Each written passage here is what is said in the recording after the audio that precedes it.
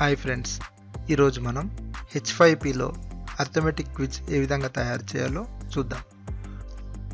అయితే H5Pలో arithmetic quiz అంటే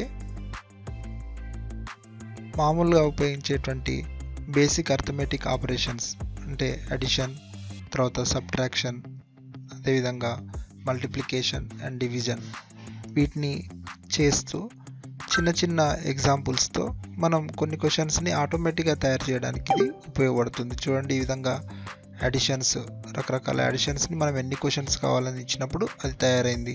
అలాగే సబ్ట్రాక్షన్స్ కూడా ఈ విధంగా చూడండి, మనకు కావాల్సినటువంటి అర్థమెటిక్ ఆపరేషన్ని సబ్ట్రాక్షన్గా తీసుకొని తర్వాత ఎన్ని క్వశ్చన్స్ కావాలనేటువంటి సెలెక్ట్ చేసుకొని మనం దాన్ని క్రియేట్ చేసుకుంటే ఈ విధంగా కొన్ని బేసిక్ ఆపరేషన్స్తో సబ్ట్రాక్షన్ అనేటువంటిది కూడా క్రియేట్ అవుతుంది. చూడండి,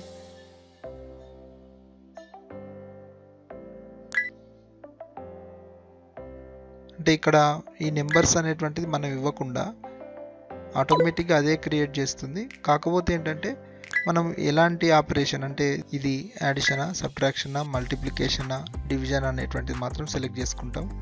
ఈ విధంగా సెలెక్ట్ చేసుకుంటే అది ఆటోమేటిక్గా క్రియేట్ చేస్తుంది. చూడండి, మనం ఇప్పుడు ఈ 4 ఆపరేషన్స్ ఇప్పుడు మనం చూసాం కదా, additions, subtraction, multiplication and division, వీటితో పాటు మనకు లీనియర్ ఈక్వేషన్స్ అనేటువంటిది కూడా ఇందులో తయారు చేసుకోవడానికి అవకాశం ఉంటుంది. ఈ లీనియర్ ఈక్వేషన్లో మనం బేసిక్, ఇంటర్మీడియట్, అడ్వాన్స్డ్ అని సెలెక్ట్ చేసుకుంటే ఎన్ని క్వశ్చన్స్ కావాలని సెలెక్ట్ చేసుకుంటే ఆ విధంగా క్వశ్చన్స్ని అది తయారు చేస్తుంది. చూడండి, ఇక్కడ మనకు కొన్ని లీనియర్ ఈక్వేషన్స్ని అది తయారు చేసి ఇస్తుంది. దాంతో మనకు ఆ క్విజ్ అంటే ఎన్ని క్వశ్చన్స్ అంటే అన్ని క్వశ్చన్స్తో ఒక క్విజ్ అనేటువంటిది క్రియేట్ అవుతుంది.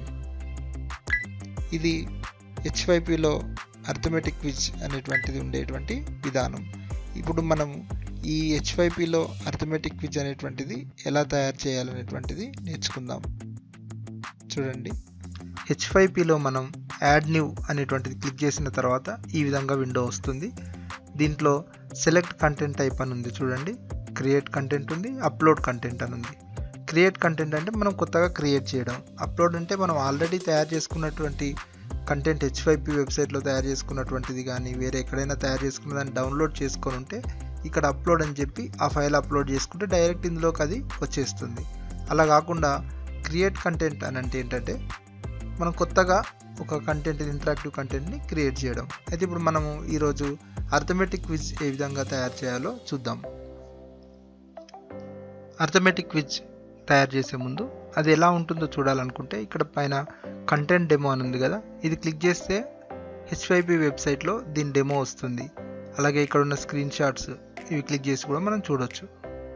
అయితే ఇప్పుడు మనం అర్థమెటిక్ క్విజ్ అనేటువంటిది తయారు చేయడం స్టార్ట్ చేద్దాం. చూడండి, కింద యూజ్ బటన్ క్లిక్ చేస్తున్నాను. ఎప్పుడు ఏ H5P కంటెంట్ క్రియేట్ చేసినా తప్పనిసరిగా మనకి ఇవ్వాల్సినవి కొన్ని ఇక్కడ రెడ్ స్టార్తో ఉన్నాయి కదా, టైటిల్, తర్వాత quiz type, next maximum number of questions, ఇక్కడ ఇందులో కంపల్సరీ మ్యాండేటరీ ఫీల్డ్స్. కాబట్టి మనం H5P అర్థమెటిక్ క్విజ్ తయారు చేయాలంటే మొదట దానికి ఒక టైటిల్ మనం ఇవ్వాలి. చూడండి, ఇక్కడ నేను ఏదైనా ఒక టైటిల్ ఇస్తాను. ఫర్ ఎగ్జాంపుల్ ఇప్పుడు మన పర్పస్ ఏది ఉందో దానికి సంబంధించి ఇస్తాను. క్లాస్ 3 సెషన్ 1 అని ఇచ్చాను అనుకోండి. అంటే జస్ట్ మనకు ఐడియా కోసం దాని టైటిల్ ఇస్తున్నాం.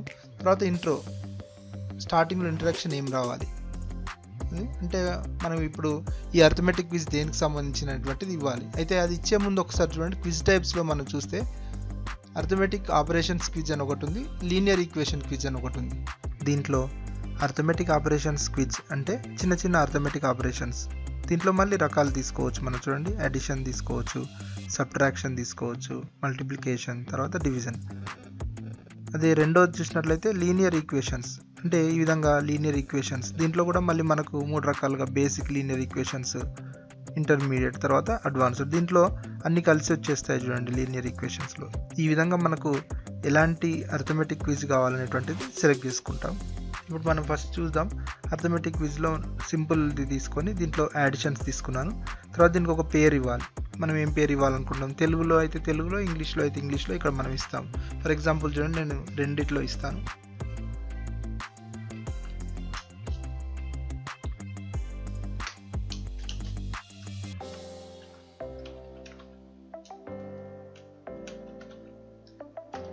ఈ విధంగా ఇంట్రో పేరు ఇచ్చాను. అప్ టు 100 క్యారెక్టర్స్ వరకు ఇవ్వడానికి అవకాశం ఉంది. ఇది ఇచ్చిన తర్వాత దీంట్లో మనం యాడిషన్స్ అనుకున్నాం కాబట్టి యాడిషన్స్ అలాగే సెలెక్ట్ చేసుకొని ఇక్కడ ఏంటంటే ఎన్ని క్వశ్చన్స్ కావాలనేటువంటిది.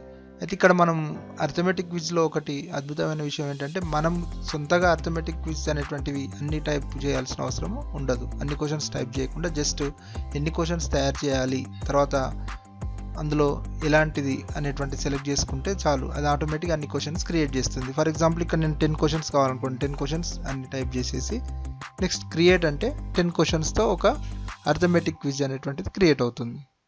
చూడండి చాలా సింపుల్గా మనం ఒక టైటిల్ ఇచ్చాము, తర్వాత ఇంట్రొడక్షన్ ఇచ్చాము, క్విజ్ టైప్ సెలెక్ట్ చేసుకున్నాం, ఆ తర్వాత ఇందులో యాడిషన్, సబ్ట్రాక్షన్, మల్టిప్లికేషన్, డివిజన్ అనేటువంటి సెలెక్ట్ చేసుకుంటాము, ఆ తర్వాత ఎన్ని కావాలనేటువంటిది ఇస్తాం.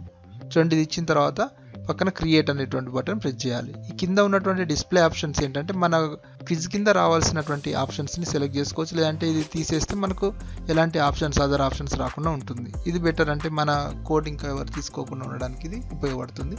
ఇప్పుడు ఏం చేస్తాం, మనం ఇక్కడ క్రియేట్ అనేటువంటి బటన్ని ప్రెస్ చేయాలి. చూడండి అయితే ఎప్పుడైనా సరే ఒక అర్థమెటిక్ క్విజ్ కానీ లేదా తర్వాత H5Pలో ఏదైనా కంటెంట్ క్రియేట్ చేసేటప్పుడు దానికి కొన్ని ట్యాగ్స్ ఇచ్చినట్లయితే ఈజీగా అది సెర్చ్లో రావడానికి అవకాశం ఉంటుంది, తర్వాత మనకు కూడా అది ఈజీగా ఫైండ్ చేయడానికి అవకాశం ఉంటుంది. చూడండి మనం ఇక్కడ ఇస్తాం 3rd క్లాస్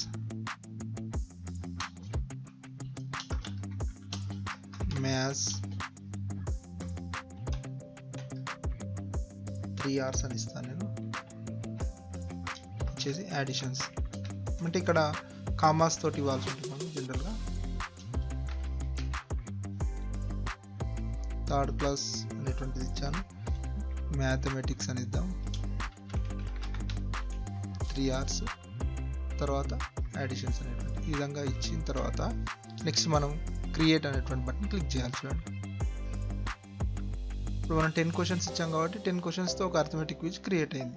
ఈ విధంగా ఉంటుంది. అక్కడ మనం ఇచ్చిన టైటిల్ ఇలా వచ్చింది, అడిషన్స్ కూడికలు అని.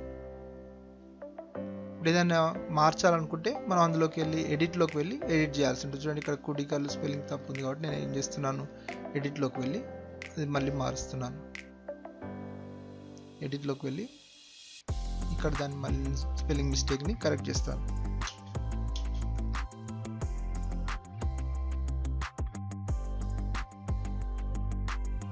ఒకసారి మనం క్రియేట్ చేసిన తర్వాత అది ఎప్పుడైనా సరే మనం దాన్ని అప్డేట్ చేసుకోవడానికి అవకాశం ఉంటుంది.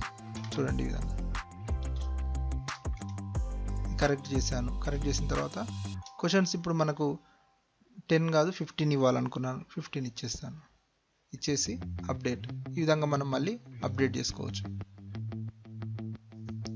ఇప్పుడు ఒకసారి ఇది ఇవ్వగానే మనకు అది ఎలా ఉండబోతుంది అనేటువంటి మనకి ఇక్కడ కనిపిస్తుంది. దాని పక్కన దాని ఐడి కూడా కనిపిస్తుంది 160 అని. చూడండి ఇది నోట్ చేసుకోవాలి. ఇప్పుడు స్టార్ట్ అనగానే చూడండి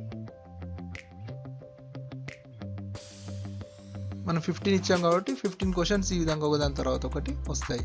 అంటే వాటికి ఆన్సర్ చేసే కొద్దీ నెక్స్ట్ వస్తుంది ఈ విధంగా. చూడండి ఇప్పుడు ఇక్కడ 14 + 16 అని వచ్చింది, కింద 1/15 అని వచ్చింది, అంటే టోటల్ 15 ఉన్నాయి, అందులో 1 అని ఉంది. ఈ విధంగా మనకు ఎంత టైం తీసుకున్నాం అనేది కూడా పైన వస్తుంది. ఈ విధంగా అర్థమెటిక్ క్విజ్ అనేటువంటిది ఆటోమేటిక్గా జనరేట్ అయ్యేటువంటి ఒక క్విజ్. దానికి మనం ఇవ్వాల్సింది టైటిల్, తర్వాత ఎలాంటి టైప్ కావాలి, ఆ తర్వాత ఎన్ని క్వశ్చన్స్ కావాలనేటువంటిది మనం ఇస్తాం. ఇక్కడ చూడండి మనకి ఇక్కడ 14 + 69 అని ఉంది కదా, దీన్ని మనం చూద్దాం. ఓకే కరెక్ట్ ఆన్సర్ ఇస్తే ఈ విధంగా హైలైట్ అయింది, అదే గ్రీన్ కలర్ తోటి. మనం ఒకవేళ తప్పిస్తే చూడండి కరెక్ట్ ఆన్సర్ హైలైట్ అయ్యి మళ్ళీ మనకు ఒక సౌండ్ వేరేగా వచ్చింది. ఈ విధంగా ఇది అర్థమెటిక్ క్విజ్ అనేటువంటిది H5Pలో మనం క్రియేట్ చేసుకోవచ్చు.